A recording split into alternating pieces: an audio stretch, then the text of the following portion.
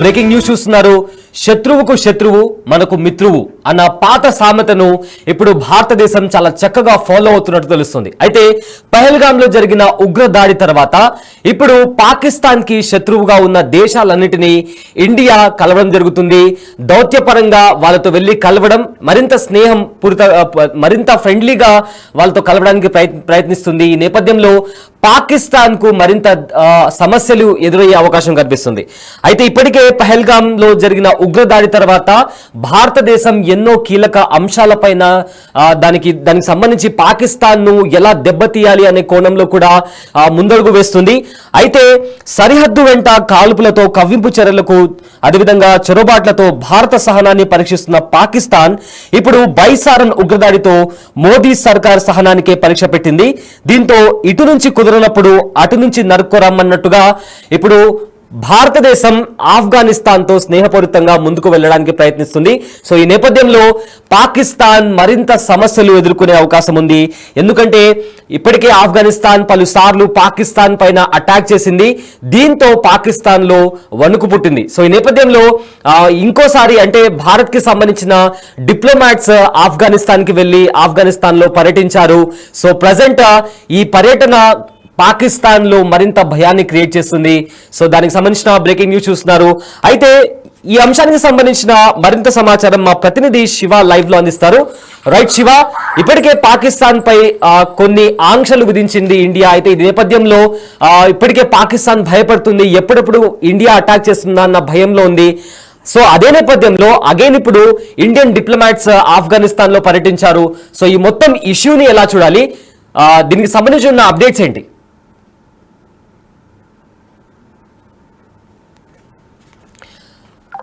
Right, అయితే present Bharat diplomats, ఇండియాకి సంబంధించిన డిప్లొమాట్స్ కాబుల్లో పర్యటించారు. అక్కడున్న ఎవరైతే ఆఫ్ఘనిస్తాన్ కి సంబంధించిన డిప్లొమాట్స్ ఉన్నారో వాళ్ళతో మాట్లాడారు.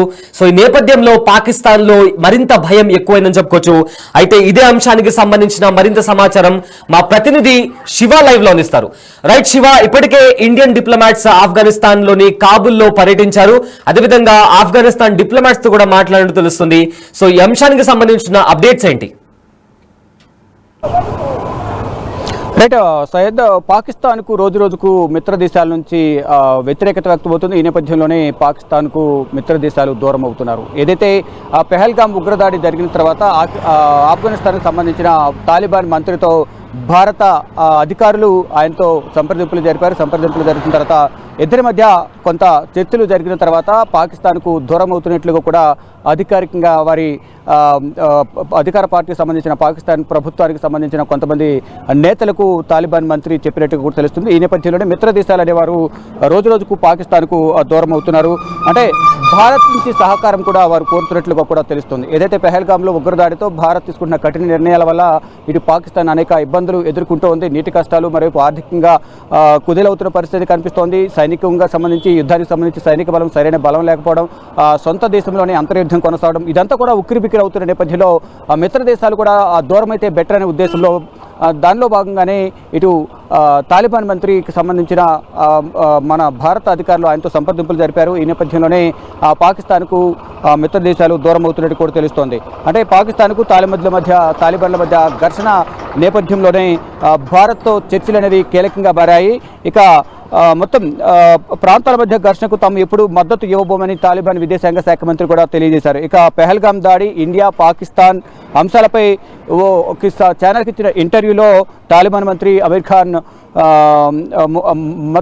ముత్తఖీ కీలక వ్యాఖ్యలు చేశారు. అంటే ఏదైతే పాకిస్తాన్కు సంబంధించిన ఉగ్రవాదాలు పాకిస్తాన్ సారథ్యంలో ఇటు తాలిబాన్లు కానీ, ఇటు లష్కర్ తోయిబా కానీ, ఇతర సంస్థలకు సంబంధించి ఐసిస్ ఉగ్రవాద సంస్థలకు సంబంధించి ఎవరైతే పీఓకేలో ఉగ్రవాద కార్యకలాపాలు కొనసాగిస్తూ అక్కడ శిక్షణ పొంది భారత్పై దాడి చేస్తున్నారో అటువంటి వారికి సంబంధించిన వారిపై వేటు వేయాలి, ఆ స్థావరాలను మట్టుబెట్టాలని భారత్ భావిస్తుంది. దానిలో భాగంగానే ఇటు పాకిస్తాన్కు సంబంధించిన మిత్ర దేశాల వైపు నుంచి కూడా చర్చలు జరుపుతూ వారిని పాకిస్తాన్కు దూరం చేయడం ద్వారా పాకిస్తాన్ ఒంటరి చేయాలనే ఉద్దేశంలో భారత్ ఉంది. దానిలో భాగంగా ఒకవైపు ఇటు తాలిబాన్లు కూడా ఆఫ్ఘనిస్తాన్కు సంబంధించిన మంత్రి కూడా ఇటు భారత్ సహకారం కోరుకుంటున్నారు. దానిలో భాగంగానే ఇక్కడ పాకిస్తాన్కు వ్యతిరేకత వ్యక్తమవుతుంది అనేది కూడా ప్రధానంగా మనకు అర్థమవుతుంది. మొత్తంగా చూసుకుంటే ఇటు సొంత దేశంలో అంతర్యుద్ధం అంటే టీపీడీ తెహరీక్ ఈ తాలిబాన్ ఉగ్రవాద సంస్థ, మరోవైపు ఇటు బిఎల్ఏ బలూచ్ లిబరేషన్ ఆర్మీ అనే ఉగ్రవాద సంస్థ రెండు కూడా దాడి చేస్తున్న నేపథ్యంలో అక్కడ పాకిస్తాన్ సైనికులు ప్రాణాలు కోల్పోతున్నారు.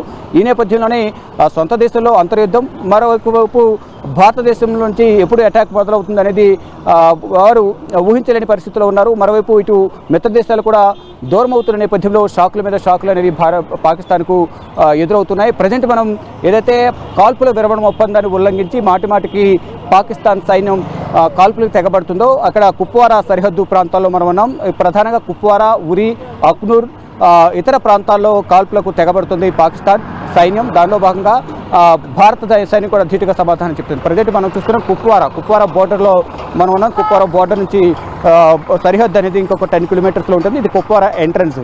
ఇదే కుప్వారా సరిహద్దుల్లోనే భారత సైన్యంపై ఇక్కడ పాకిస్తాన్ సైన్యం దాడులకు తెగబడుతుంది. ఈ నేపథ్యంలోనే అక్కడ పాకిస్తాన్కు సంబంధించి గట్టి బుద్ధి చెప్పేందుకు భారత ఆర్మీ కూడా సిద్ధమవుతోంది. మరోవైపు ఏదైతే పెహల్గాంలో దాడి తర్వాత రోజుకు భారత్ తీసుకున్న కఠిన నిర్ణయాల వల్ల అక్కడ అనేక ఇబ్బందికర పరిస్థితులను పాకిస్తాన్ ఎదుర్కొంటుంది. అక్కడున్న ప్రజలు కూడా నీటి కష్టాలు ఎదుర్కొంటున్నారు. సింధు నది ఒప్పందం విరమించుకోవడం కానీ అనేక కీలక నిర్ణయాలు తీసుకోవడం, సత్సంబంధాలు కొనసాగించకుండా ఇక్కడున్న పాక్ జాతీయులు వెళ్ళిపోవాలని చెప్పడం కానీ ఇవన్నీ కూడా ఈ నిర్ణయాలన్నీ కూడా పాకిస్తాన్కు శరాఘాతంగా మారాయి. ఆర్థిక ఇబ్బందులు ఎదుర్కొంటున్నారు. ఆర్థికంగా నిత్యావసర ధరలు పెరుగుదల ఎక్కువ అవడంతో అక్కడ ప్రజలు కూడా ఇబ్బంది ఎదుర్కొంటున్నారు. నీటి కష్టాలు ఎదురవడంతో అక్కడ ప్రభుత్వంపై కూడా నిరసన తెలియజేస్తూ వ్యతిరేకత వ్యక్తం చేస్తున్నారు. అయినా ఇప్పుడు ప్రజెంట్ సిచ్యువేషన్ అంతా కూడా పెహల్గాంలో దాడి జరిగినప్పటికీ ప్రజెంట్ సిచ్యువేషన్ అంతా బాగానే ఉంది. టూరిస్టులందరూ కూడా రావచ్చంటూ కూడా ఇక్కడున్న శ్రీనగర్, జమ్మూ కాశ్మీర్ ప్రజలందరూ కూడా చెప్తున్నారు. ప్రజెంట్ మనం కుప్వారా సరిహద్దుల్లో ఉన్నాం. ఇక్కడ సిచ్యువేషన్ ఏ విధంగా ఉంది అనే అంశంపై స్థానికంగా ఉన్న కుప్వారాకు సంబంధించిన స్థానికులను అడిగి మరింత సమాచారం తెలుసుకున్నాం. జీవోలే పెహల్గాం में अटैक होने के बाद अभी यहाँ पे सिचुएशन कैसा है कुपवारा में? देखिए यहाँ की सिचुएशन बिल्कुल नॉर्मल है. Everything is going well. The people of Kashmir they are doing well. हम सभी लोग जब से ये टेररिस्ट अटैक हुआ है पहलगाम के अंदर तब से जो है जम्मू कश्मीर के लोग जो है इसके खिलाफ मजम्मत करते हैं. इसके लिए कंडोलेंस का मुजाहरा कर रहे हैं. लेकिन जो सिचुएशन बन रही है इस टाइम पूरे हिंदुस्तान के अंदर जो सिचुएशन इस टाइम बन रही है वो हिंदू मुस्लिम बन रही है क्योंकि because our national media doesn't represent things according to the situation. अभी ये बॉर्डर में कैसा है? ये कुपवारा और इंडिया बॉर्डर में पाकिस्तान ने फायरिंग कर रहा है. अभी सिचुएशन कैसा है आपको कैसा मालूम पड़ रहा है यहाँ पे?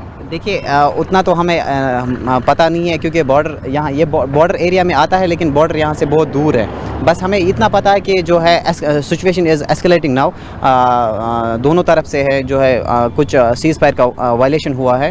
रिसेंटली कल ही हमने सुना था कि सीज़ फायर का वायलेशन हुआ है. तो बॉर्डर पे जो है सिचुएशन टेंस है. अकॉर्डिंग हम करंट अफेयर्स पढ़ रहे हैं. हमें भी ये पता है कि situation is escalating right now.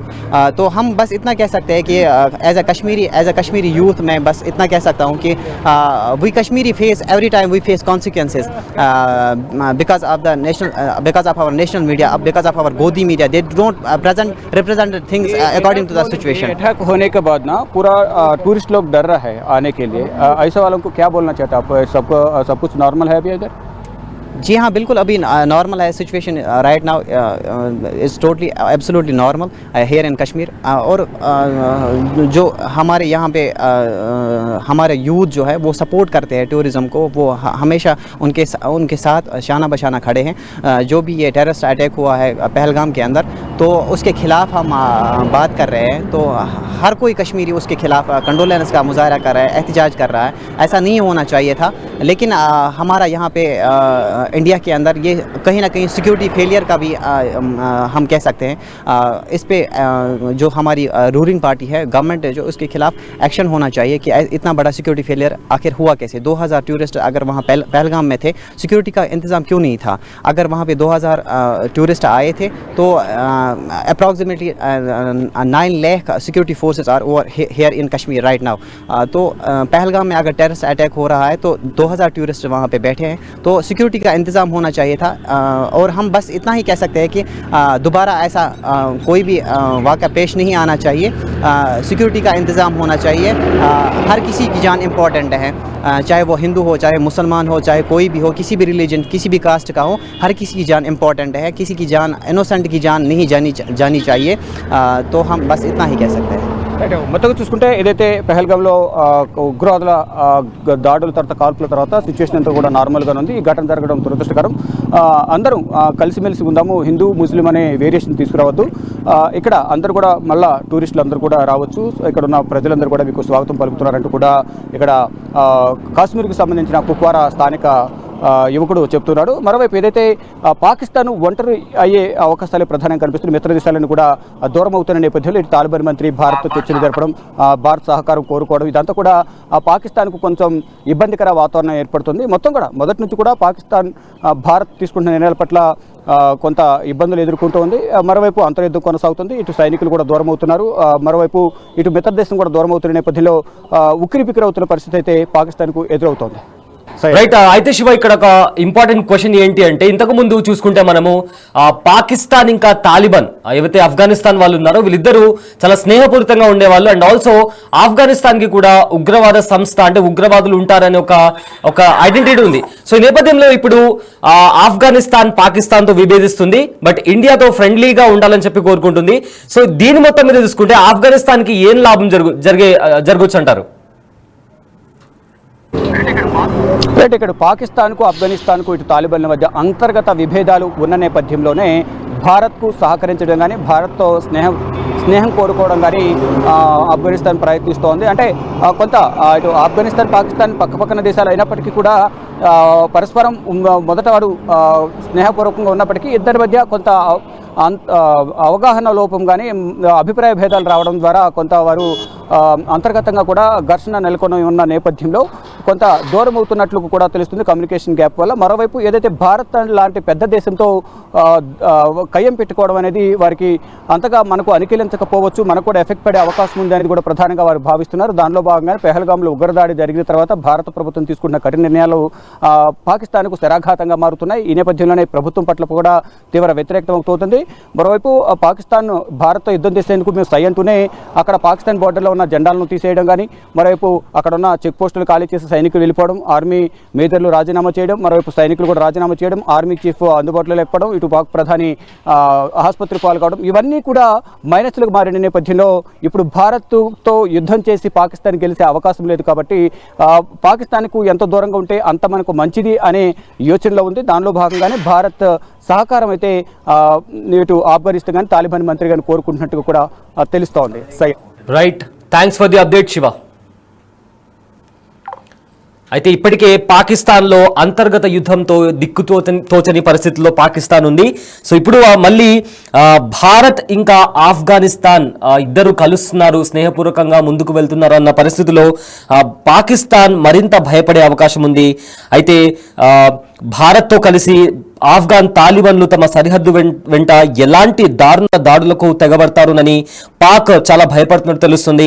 అదేవిధంగా మరోవైపు త్రివిధ దళాలకు ఎప్పుడు ఏం చేయాలనే అంశంలో పూర్తి స్వేచ్ఛనిస్తూ ప్రధాని మోదీ కూడా ప్రకటించిన నేపథ్యంలో ఇటు పిఓకే వైపు నుంచి భారత్, అటు ఆఫ్ఘాన్ సరిహద్దు నుంచి తాలిబాన్ల దాడులతో పాకిస్తాన్ పరిస్థితి అడ్డకత్తెరలో పోకచెక్కలా తయారైందని అంతర్జాతీయ నిపుణులు విశ్లేషిస్తున్నారు. ఇదే నేపథ్యంలో ఆఫ్ఘాన్ రాజధాని కాబుల్లో భారత దౌత్య బృందం పర్యటనతో ఇరు దేశాల ప్రభుత్వాల మధ్య సంబంధాలు మొదలయ్యాయి. అయితే అంతకుముందు పాకిస్తాన్తో సరిహద్దు వివాదాలు, ఉగ్ర ఆరోపణలు ఆఫ్ఘనిస్తాన్ పౌరులను వేలాదిగా వెళ్లగొట్టడంతో పాటు ఆ దేశ ప్రభుత్వంతో ఆఫ్ఘాన్ పాలకులకు అస్సలు పడట్లేదు. సో ఈ నేపథ్యంలో గత ఏడాదిగా నెలకొన్న ఉద్రిక్త పరిస్థితులను చక్కబెట్టేందుకు గతంలో పాకిస్తాన్ విదేశాంగ మంత్రి ఇషాక్ దార్ కాబుల్లో పర్యటించారు. బట్ దానికి పెద్దగా ఫలితం రాలేదు. అయితే పహల్గాంలో ఉగ్రవాద దాడి తర్వాత ఎవరైతే మిత్ర పక్షాలు ఉన్నాయో పాకిస్తాన్ కి, వారు ఒక్కొక్కరిగా వెనుదిరుగుతున్నారు. సో వాళ్ళను భారతదేశ ఎవరైతే డిప్లొమాట్స్ ఉన్నారో వాళ్ళని కలిసి, ఫర్ ఎగ్జాంపుల్ ఆఫ్ఘాన్ చూస్తే ఆఫ్ఘాన్లో పర్యటించారు. సో ఈ నేపథ్యంలో భారత్ ఆఫ్ఘనిస్తాన్ కి వెళ్లి పర్యటించడంతో పాకిస్తాన్ లో భయం అనేది మరింత పెరిగిందని చెప్పుకోవచ్చు.